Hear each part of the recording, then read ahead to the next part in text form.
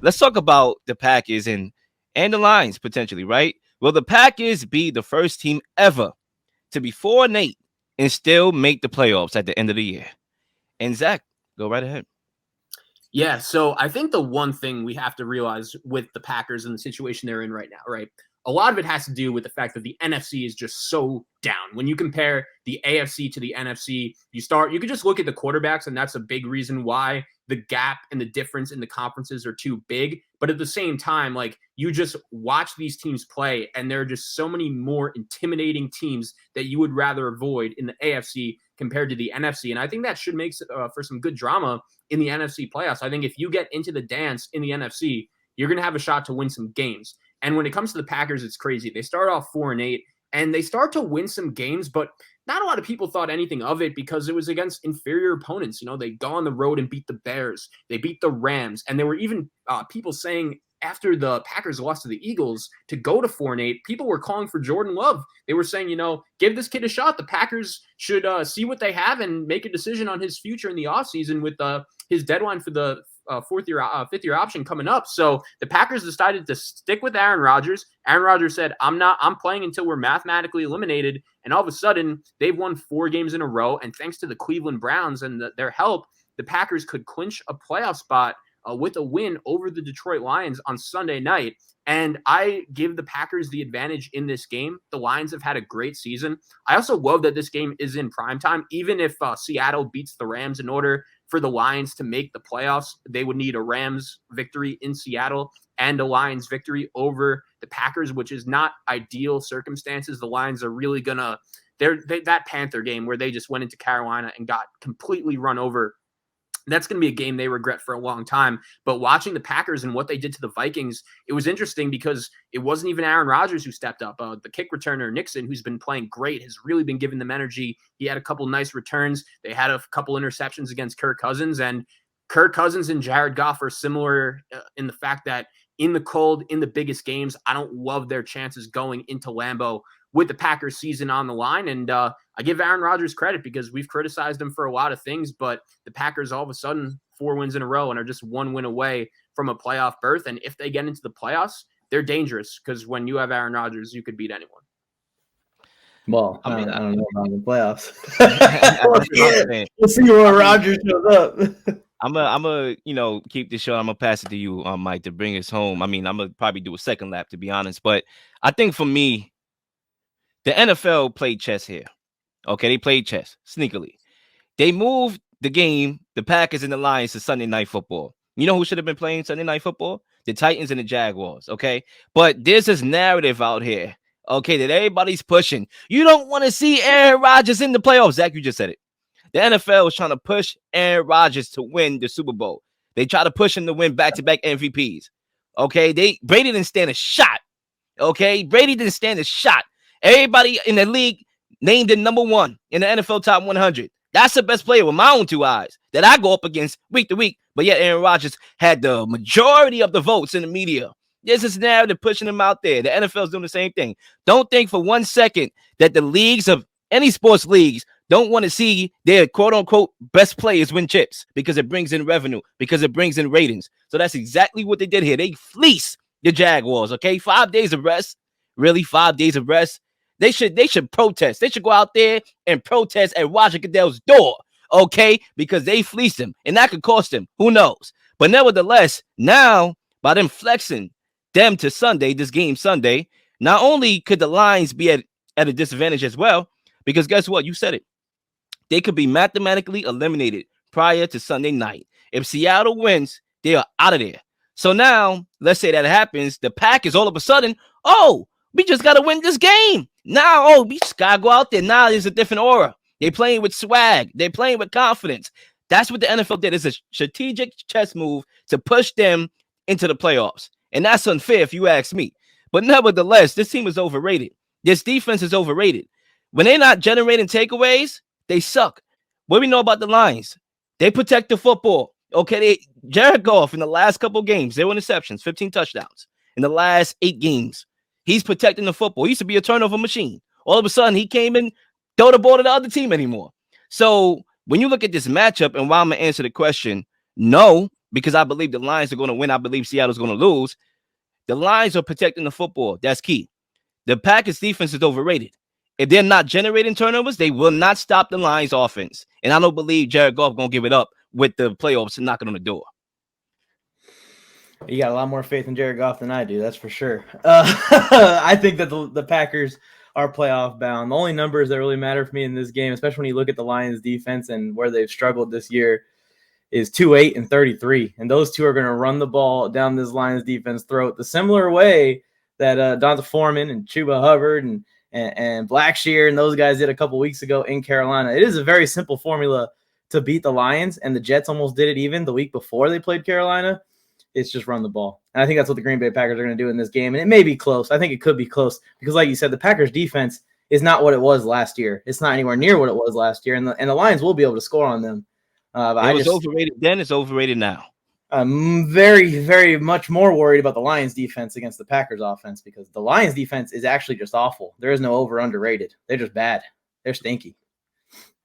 Yeah. I mean, look. I go ahead, Zach. Go ahead. I'll pick it up. No. Oh, you. I think for me, right? Because there's a reason why the Lions been winning. Yes, defense stinks. We know that. But this is a team that was 1-6.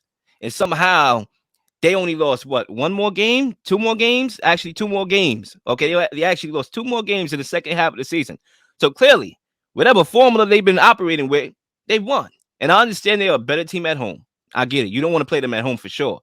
But this team right now, the win or go home situation, I can see them going on the road. Yes, we know the Packers can win the football, right? Will they stick to it, though? Right? Will they get pass happy with Aaron Rodgers? Who knows? I don't know. But I do know that Jared Goff is not turning the ball over, and that's key. So if this is a close game, it could be a situation where I have the ball last and I'm going to make a play. So I'm going to leave it at that. Well, I just want to get this clear. So you think the Lions are going to get in? You think the Rams and Baker Mayfield are going on the road to Seattle and winning? I think the Lions pull it off. Yeah, the Rams, they always play Seattle tough the last couple of years. So I'm going to trust that. I'm going to trust that history over there. They always play them tough. It's always a low-scoring game. It could go either way. But I think that Baker Mayfield is his last game to kind of like prove something so he can kind of get like a new contract or whatever. It's probably going to be his last game with Sean McVay. So I believe they're probably going to win that game and knock Seattle out. And I believe that it's going to come down to this particular game on Sunday Night Football. And I believe that the Lions are going to shock the world. The reason why football is just such a great sport is there are just so many crazy things that go on. Mike, I'll give you some insight. So before the season started, Will actually picked the Lions to make the playoffs. And when they started 1-6, it didn't look so good. But all of a sudden, here they are. And it's just crazy, Will, that what if I were to tell you before the season started, in order for the Lions to make the playoffs, you would need Baker Mayfield and the Rams to beat the Seahawks, and you need the Lions to go into Lambeau and win. It's just crazy how, you wouldn't even expect the Seahawks to be there either. Yeah, at the beginning of the year. Exactly. Yeah. Especially with Geno, I had them winning like 2-3 games. To be honest with you, I would say this though. Like for me, when I look at the Packers, let's say they win. Let's say they win for good measure. They go on to the playoffs. This narrative that you don't want to see Aaron Rodgers. Actually, I do. He's 5-6 on the road in the playoffs. Okay, I want to see him. All right. Think about all the teams I don't want to see in the NFC. 49ers, possibly the Vikings, because if the game is close, they'll probably sneak it out. They've been doing it all year. The Buccaneers, Tom Brady, I damn sure don't want to see the GOAT, right? The Cowboys, I don't want to see them either like that. Forget about Dak Prescott. He's overrated. I said it before. But I don't want to see that defense when they get hot, right? So, yeah, I want to see Aaron Rodgers. Bring him here. You know what I'm saying? Like, come on. Their defense is overrated. And you know what? The thing about the Packers, I understand that they're playing a little bit better as far as offense, and the timing is getting a little better with the receivers, but it's not anything special. It's the fact that they're able to generate, turnovers, and the special teams is actually playing well. Keyshawn Nixon, they got this dude who's taking it to the house every play. You minus some of those touchdowns from turnovers and special teams, they're pretty average, or you can even say below average football team to me. I think where that narrative is coming from is just comparing them to some of the other teams they were competing with in the wild card hunt. Like, would you rather see Aaron Rodgers or Daniel Jones? Like, would you rather see Aaron Rodgers or Carson Wentz? Would you rather see Aaron Rodgers or Jared Goff? Would you rather see Aaron Rodgers or Geno Smith? And I'm not saying the Packers are going to go on this Super Bowl run if they get into the playoffs, but Will and I have talked about this before on the show. Like, with how disappointing Aaron Rodgers has been in the last 2 postseasons, this would be a massive opportunity for him to show everyone just how good he is and kind of just redeem himself in the postseason. Because if we were to get Green Bay at San Francisco, the 49ers would probably be the favorite going into that game.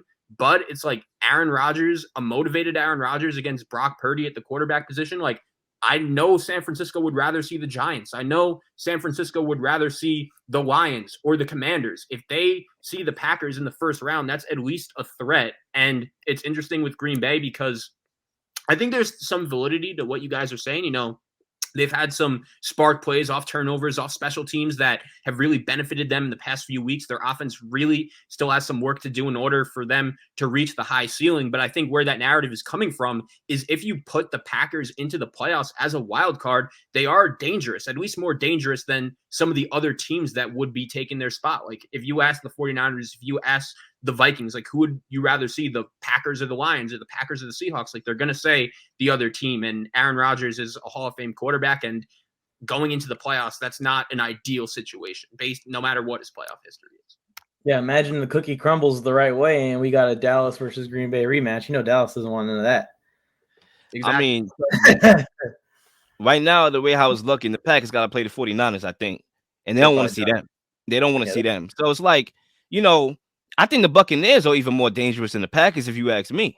And I understand that our offense has not been in sync throughout the whole year. Last week was a little bit like, you know, okay, satisfaction a little bit compared to like how we were playing before. But Tom Brady in the playoffs, number one. Number two, our defense. There was a 6-week stretch where we did not generate one turnover, but yet we were main top 10 in defense. So our defense, despite not taking the ball away for like 6 straight weeks, we were top 10 all year. So imagine when we do start to get back to Buccaneer football and generating takeaways, we're going to even be more lethal. So the Packers, they need the takeaways and the special teams to kind of sustain success against quality teams. The teams they beat so far to even put themselves back in position. The Rams, I'm not impressed. Okay. The Dolphins, Tua had the concussion. Okay. 3 interceptions, giveaways, Christmas. Merry Christmas to you, Aaron Rodgers. Right? The Vikings, you know, Kirk Cousins, give it Ray, Merry Christmas, Happy New Year, you know? So it's like you look at their body of work to kind of put them back into this position. I'm just not impressed. Keeping it real. I mean, they deserve to be a 7 seed if they do squeak into the playoffs for what they've done this year. But I agree with you that the Bucs would be way scarier, just because I know when it comes down to the playoffs, especially when you have quarterbacks as good as Tom Brady and Aaron Rodgers, those guys find ways to get people one-on-one. Who has more people to go one-on-one right now, the Bucs or the Packers? It's definitely the Bucs. The Bucs have multiple players that, yeah, you can play a zone coverage defense for most of a game to stay in the game and keep the game close. But when it comes down to it in the playoffs and the game's close and it's one-on-one, I want Mike Evans and Julio Jones and who knows, Gronk might just come out of retirement out of nowhere. I want all those guys over, you know, rookie Christian Watson in the playoffs. And the Buccaneers, they just play better when they're trailing. So that's what makes them even more dangerous. The fact that you could be up and somehow 2 touchdowns, 5 minutes left, you lose the game. Think about the Rams game. We was getting smoked. I turn on the TV. I come back. I see Cooper Kupp streaming down the field. I'm like, yo, we tied the game? I didn't know that. So it's like the Buccaneers, they so dangerous. They better when their backs are against the wall. I can't say the same thing about the Packers. They're not good when it comes to like adversity. They're just not historically.